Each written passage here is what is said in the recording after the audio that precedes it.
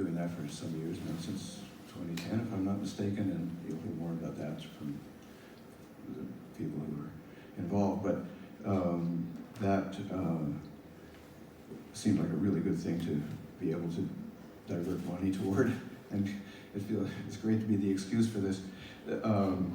And also SeedChange, which I've had a lot of association with for a long, long time. It used to be known as the Unitarian Service Committee of Canada, or USC Canada. And in conjunction with their work, I've had some fantastic adventures in Nepal, in Africa, and other places, and it's been a fruitful association for almost as long as I've been, actually since 1970, in fact.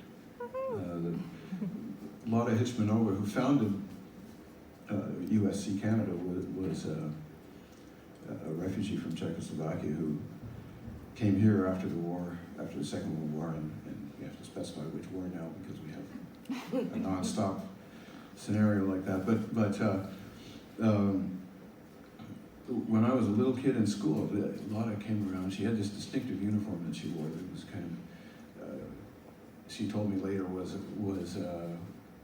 something that she decided on because she kept finding herself in situations where the dress code was changed all the time. You know, sometimes it's formal, sometimes it's not. So rather than have to bother with a whole lot of wardrobe, she just designed a uniform for herself and wore it everywhere. And she looked pretty kind of official in a military sort of way.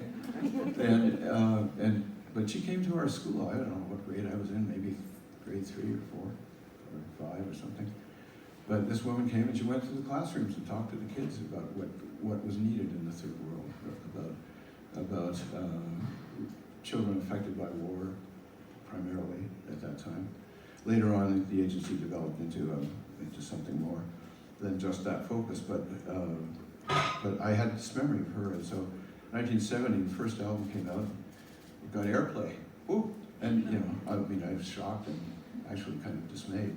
But all of a sudden I had some money.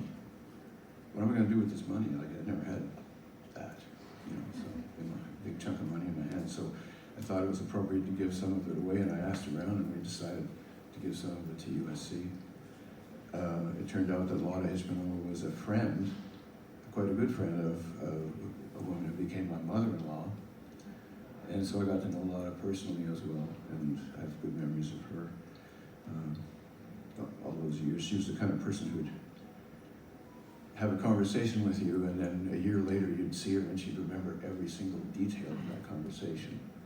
And she spoke 8 languages, and you know, well, she thought she did. She had more of an accent than she was aware of, but a lovely person and a role model in a way too. So. All of these things are resonating right now with me, and it's wonderful to be able to like I said, be the excuse for the channeling of money to these people that are doing really great work and need the support. There's no end to that kind of work that's needed in the world, as we know. You look everywhere, you see a need. So people who are actually engaged in that stuff, Unison, USC, and many, many others are, to me, people I hold in the highest esteem. They're the heroes that I identify that way. So this is all very cool. Thank you.